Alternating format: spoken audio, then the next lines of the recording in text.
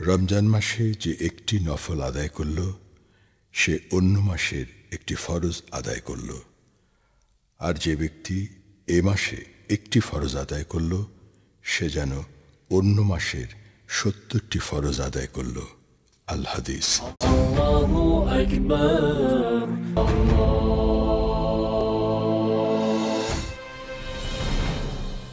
আল্লাহুম্মা আমিন।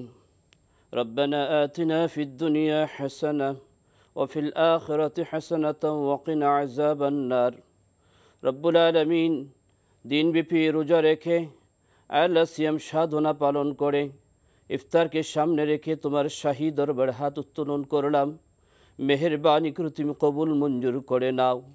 আল্লাহ, জীবন বড় অসংখ্য অগণিত গুনাহ করেছি, মাহে রমজান পেয়েছি, ক্ষমার মাস পেয়েছি। আল্লাহ, বড় আশা নিয়ে, ক্ষমার আশা নিয়ে তোমার শাহী দরবারে বিনয়ের সাথে আবেদন করি, আমাদের জিন্দিগির সকলের গুনাহগুলি তুমি মাফ করে দাও। আমাদের আব্বা আম্মার জীবনের গুনাহগুলি মাফ করে দাও। আল্লাহ, আমাদের সকল মুরব্বীদের গুনাহ তুমি মাফ করে দাও। আমরা যারা দুনিয়ায় বেঁচে আছি, বড় আসামি হয়ে তোমার দরবারে ফরিয়াদ করছি, মেহেরবানি করে আমাদের জিন্দিগির ছোট থেকে ছোট, বড় থেকে বড় সকল গুনাহগুলি তুমি মাফ করে দাও। মাহে রমজানের হক আদায় করার তৌফিক তুমি দান করে দাও। রহমত, মাগফিরাত, নাজাত পাওয়ার মতো, তাকওয়া অর্জন করার মতো রোজা রাখার তৌফিক তুমি দান করে দাও।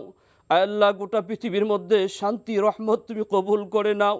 আল্লাহ, গোটা পৃথিবীর মুসলমানদেরকে তুমি মাফ করে দাও। গোটা পৃথিবীর মধ্যে শান্তির স্থান তুমি কবুল করে নাও।